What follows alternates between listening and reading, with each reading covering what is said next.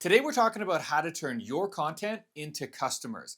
What I'm about to share with you is the critical piece that most experts are missing in their content strategy. I've heard so many experts say recently that the algorithm is limiting their reach and that they're not getting any leads. But at the same time, they're posting every day and giving out tons of value, yet none of this seems to bring them any actual clients. And that's because reach doesn't necessarily equal revenue. In fact, most often the content that brings in the most amount of revenue tends to get the least amount of reach, but we'll cover exactly why that is later. Now in this video, I'm going to share with you one super simple change that you can apply to your content strategy today to finally turn these lurkers into buyers. It's called buyer-led content, and it's awesome. Because when you implement these 4 simple buyer-led posts that I'm about to show you, whether that's emails, longs, reels, or even written, you will have the blueprint that you've been missing to finally bring in hot leads every single week and turn your content into a tool that actually grows your business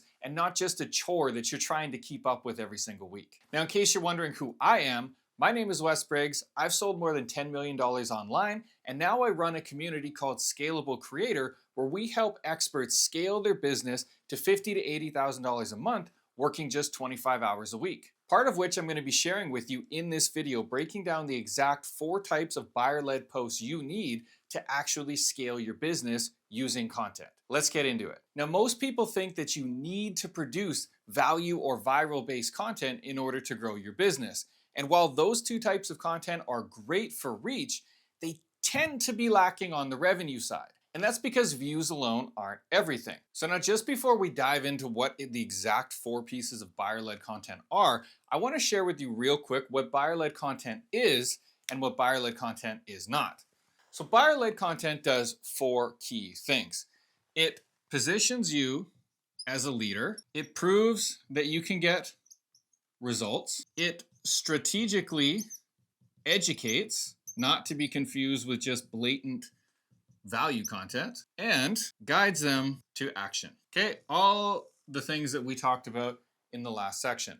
Now, what buyer-led content is not, it's not a promotion saying buy my shit. It's not a discount or scarcity tactic. And it's not just a blatant testimonial or endorsement. Because if you lead with all of that, what will happen is your audience will just frankly tune you out. But the coolest part about buyer-led content is that it's actually far easier to create than the viral and value content that you've been creating so far. Now let's jump in and cover exactly what those buyer-led content types are right now. The first type of buyer-led content is called contrarian content. Now, you may have heard this one before, but most people don't really understand how to use contrarian content properly. And trust me, you absolutely need to be doing contrarian content if you want to grow your business and make sales. Now here's why. Contrarian content actively calls out what your prospect or lead is trying to do to get the result that they want, why it's wrong, and what they should be doing instead that gets the result better, faster, or easier for them. What this does for your business is it shifts their belief away from what they've been told they need to do and shifts them in favor of how your business helps them get their result. It's literally the perfect setup. Eugene Schwartz, famous author of Breakthrough Advertising and otherwise known as the godfather of modern marketing, used to have this saying that your job as a marketer is not to go out and create a new stream, because that requires a ton of force and a ton of effort. But rather than create a stream, your job is to just redirect a portion of it to your offer, which is exactly what we're doing with contrarian content. You're attracting somebody who's already in motion, actively trying to solve their problem, which when you're trying to attract buyers is 80% of the battle. Now, because they're actively trying to solve their problem, all we do is explain to them why it's not working, what their struggle looks like, because when we can explain to them what they're struggling with better than they can, we're building a ton of trust. And then we're painting a new future that shows them getting the result is actually far easier and better using our solution than what they're currently doing. It's really that simple. Now, I want to highlight that this video that you're watching right now is a prime example of what contrarian content is, so highly suggest watching it from the start to see it in action. But I have to caution you, When you use contrarian content in your marketing strategy, be ready because this does work and it will bring you clients immediately. It's one of the most powerful pieces of content that you can produce as a business owner. But I will add, contrarian content on its own, while great for attracting the right people at the right stage, isn't enough just to bring you sales. You need something else. Because without this next piece, they're not going to be fully sold on what you do just yet. Which brings us to buyer-led content number 2, mechanism content. Now, mechanism content is where you break down your unique way of solving the viewer's problem.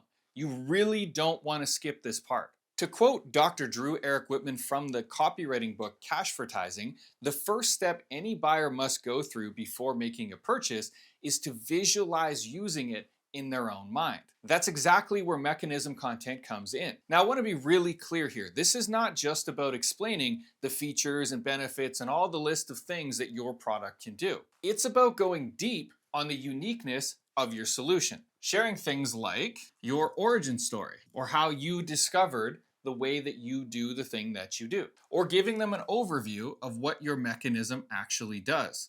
Again, this is not features and benefits. This is giving them a map and explaining why certain things have to happen in a certain way to get them their result faster, better, cheaper, more effective, or more easier. Which also leads into the next one, why you do things a certain way, why you do them this way. And then lastly, why these ways are better. You want to think about it like sharing a map with your audience on why you chose to take the path through the cave instead of over the mountaintop. Because when you do this properly, they will have a full understanding of why they need to take the same path that you're recommending. And trust me, this shit slaps when you do it right. It brings the best buyers who are fully aware of what needs to be done, why it needs to be done that way, and all they're looking for is a trusted guide to help them along the path and avoid any unforeseen pitfalls. But for most people, just talking about the mechanism isn't enough to help take that buyer across the finish line. You've sold them on the method, now we need to sell them that you are the right person for the job. Which brings us to buyer-led content number 3, which is proof content. And in case you're wondering, this has nothing to do with spamming testimonials or case studies or endorsements because, frankly, nobody really cares. Instead, what proof content does is it narrates a story of transformation or documents a result that you or your client have gotten. And it's single-handedly the most powerful marketing tool that you can use to take somebody who's sitting on the fence and get them lining up to work with you. We absolutely need proof content in our marketing because without it, there's almost no validation that you can do what you say you can do. And again, I'm not just talking about testimonials because those can very easily be doctored, handpicked, or even paid for. I'm talking about documenting your wins or your client wins in the form of content. You want to think about it almost like a mini case study of your own or one of your clients. One of my favorite ways to do this, by the way, and trust me, this shit slaps, seriously, go try it right now, is like this. We just got crazy result. Doing something new or novel way. For example, I just did $30,000 launching a brand new product without ever talking about the product. This type of headline, this type of content will produce absolute bangers if you do it properly. Now, if the result that you got wasn't to do with something new that you did, you can simply make it timely. For example, last month we brought in 8,600 brand new leads without spending $1 on ads. Here's what we did. And then you just talk about what you did. It's really that simple. Plus, there are 1,001 different ways that you can package this type of content.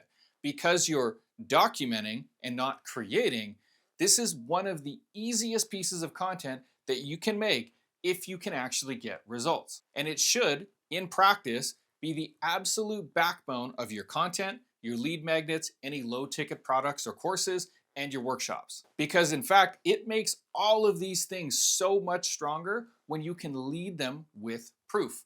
For example, would you rather attend a workshop that I put together called Here's How You Could Hypothetically Make $30,000 a Month Using Instagram? Or would you rather attend a workshop that said, here's how we made $30,000 last month using Instagram without spending any money on ads. This is the exact system we used. See, the problem is most of you are making content that sounds like the first option, and that's why nobody is taking you seriously. Because your market doesn't want theory. They want proof that you can actually help. They want a proven solution that actually gets results. That's the difference between info seekers and buyers, and it's the most important difference. So get your Salt Bay on and sprinkle that proof shit everywhere. Now we've set up the foundation for the right people to come, get sold on your method, and know that you are the right person to help, but there's one final step that we need to have in order for them to finally pull the trigger. And that's buyer-led content number 4, which is offer content. To be clear, this is not buy my shit content, and this is not an arbitrary stack of bonuses with an inflated internet value number. This is about demonstrating that there is a real, concrete plan to getting them the result that they want. It answers the what that happens when they take you up on your offer, not a stack of features and benefits, because literally nobody cares about that shit. You're talking about what you do in your offer or sharing a high-level step-by-step overview of what happens when they decide to take action. You're sharing with the viewer what you do to get them this result. I need to be really clear here that this is not confused with how-to content. You're not telling them how to do it, you're telling them what you do to make that result a reality. Think of it as what we do content. And it's layered inherently with proof-based content, what we do, why we do it, and why this works type content. Its whole purpose is to display that you have a repeatable, dependable process to take them through to help them get the dream outcome that they desire. The reason that this type of content works so well is because it proves to your prospect that you have a repeatable process to do it again and again and again, and that the result that you got wasn't just a lucky strike. Now this next part is super important. After you finish delivering your offer-based content, we need to give them a relevant call to action. And there are 2 ways that we can do this. You have an indirect offer, which is basically a lead magnet or something to get them to take the next step in the process. And then we have a direct offer, which essentially is putting out an invitation to work with you. Whichever one you use, you want to make sure that it is positioned as the logical next step in solving their problem, whether that's a free book, a free resource, a free course, a free magnet, or paying you for a course, a workshop, or your personalized help. Now let's take an example of what this actually looks like. Say we're writing out an Instagram reel script. We're gonna open it up with a hook. The reason your offer isn't converting is because your audience has no idea what you sell. We're gonna give context and proof, which is why I'm gonna share with you the first thing we do to help our new clients dial in their offer and positioning. And it's exactly how my client Ronald did $12,000 within the first 30 days of us working together. Then we share what we do and why we do it. The first thing we do is test our offer with a small audience or email list. We put out a hand raiser post using the messaging that we put together to test to see if it's gonna land with our ideal audience. This allows us to gauge the response based on metrics we've collected with over 100 clients working with us. If it pops off, we know we've got an angle that we should lean into. And if it's a dud, then we just saved ourselves a ton of time and energy instead of trying to refine and restore that messaging. Once we've done that, we then add our call to action, which for the next section, I've given you both an indirect and a direct version that you can use. Here's the indirect version first. Now, if you want the exact template I give to my clients and a video walkthrough of how you can implement it, comment Ronald below and I'll send it right over to you. Now let's cover what the direct offer would look like. Now, if selling your offer feels like pushing a boulder up a hill, DM me 777 and I'll share with you what it looks like for us to work together to implement this same process so you can build a business and an offer that actually scales. Now that's all there is to it. And the simplicity of using this is what trips most people up. Because now that we've covered the 4 different pieces of what buyer-led content looks like, let's take a look at how this works in the broader picture of things. Now, your buyer-led content sits as a conversion mechanism in your content ecosystem. So if you have viral content, value content, word of mouth, right? Past clients, affiliates, right? This is called top of funnel.